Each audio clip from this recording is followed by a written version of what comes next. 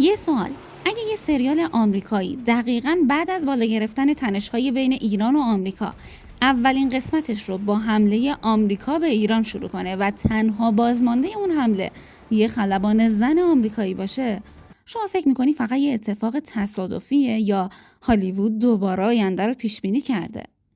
این سوال دقیقاً بعد از پخش قسمت اول فصل سوم سایلو کل اینترنت رو پر کرده. سلام، وقتتون بخیر. محدثه هستم. توی این ویدیو میخوایم به این سوال مهم جواب بدیم. ممنون میشم ویدیو رو لایک و کانال من رو سابسکرایب کنید. تا قبل از این قسمت همه فکر میکردن سایلو فقط درباره آدم‌های زندانی شده داخل چند تا سیلوه، اما قسمت اول فصل سوم ناگهان ما رو به چند صد سال قبل برمیگردونه، به روزی که شاید دنیا نابود شده و جالب نقطه شروع این نابودی ایرانه. Is there going to be retaliation against Iran? They set off a dirty bomb in our nation's capital. Of course, there's going to be a retaliation. داستان از واشنگتن شروع میشه. ادعای یک حمله رادیولوژیک از سمت ایران به آمریکا. آمریکا هم بدون معطلی دستور حمله متقابل رو صادر کرده. اینجا همه فکر میکنن دارن یه فیلم جنگی میبینن، اما کمتر از 5 دقیقه بعد همه چیز به یه فیلم علمی تخیلی ترسناک تبدیل میشه.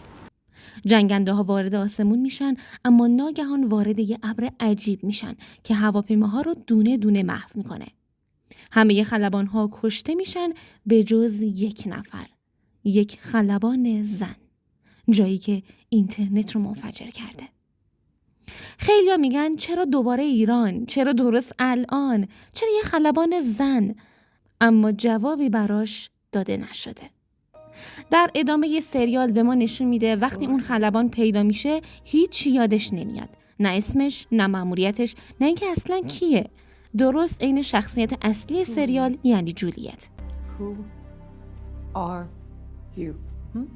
پس مخاطبین این احتمال رو دادن که شاید راز اصلی سایلو از همین حمله شروع میشه. حالا با دیدن این صحنه تئوری عجیبی بین طرفدارا شکل گرفته.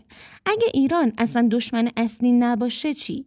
اگه کل اون فضا فقط یه پوشش باشه برای آزمایش همون فناوری که بعداً دنیا رو قرار نابود کنه چی؟ انگار سریال از همون اول داره مخاطبینش رو گول میزنه. خیلی دیگه هم بعد از دیدن این قسمت نوشتن هالیوود دوباره داره از ایران استفاده میکنه تا جنجال بیشتری بپا کنه.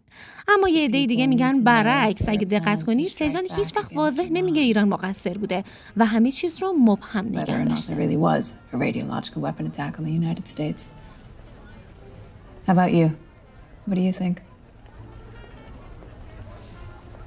حالا به نظر شما سازنده‌ها فقط یه سریال علمی تخیلی ساختن یا عمدن از ایران استفاده کردن تا مخاطبین رو از همون ابتدا شوکه کنن؟ چون در نسخه اصلی رمان احتمال حمله ایران به آمریکا به صورت گذرا مطرح میشه، اما به این شکل اصلاً و ابداً.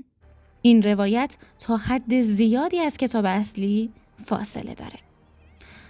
ممنون که تا اینجا با من همراه بودین. نظراتتون رو میخونم.